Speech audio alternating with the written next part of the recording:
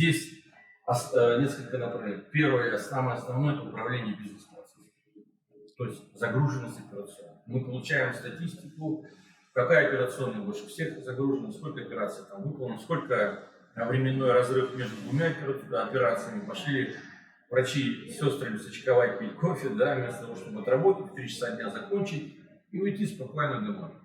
И либо между операциями у нас целый час, да, вот что-то делаем. Вот такие решения заставляют коллектив более эффективно работать, использовать эти вот мощностные ресурсы, или ресурсы фактически, да, которые предоставляет нам, в нашем случае, государственная клиника, городская, то, что он представляет. Используя 2 монитора, мы имеем возможность создать комфортные условия для хирурга, тем самым сделать операцию более безопасной. Да? То есть в одном случае мы в одном месте стоим, да, то есть операционная бригада, допустим, при операциях на малом тазу, на верхних отделах, желудок, печень, мы стоим в другой позиции, почки мы стоим в 3-й позиции, в общем, гинекологи по-своему расстановка.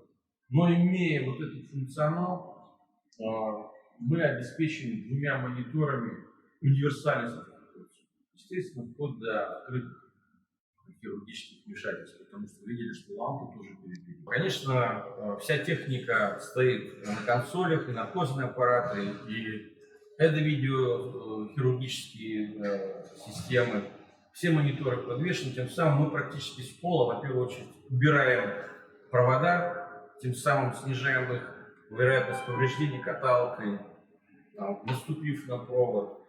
Мы убираем такую проблему, как катание, корректное слово, но действительно катание вот этого операционной, так называемой стойки, лапароскопической стойки, или хирургической, правильно сказать, стойки по полу. Да. Во время вот этих перемещений этой стойки, она тяжелая, она постоянно ударяется, поэтому лучше ей не становится. То есть она фиксирована, стоит в одном месте. 36 квадратных метров, которые требуются для современных операционных, это слишком мало.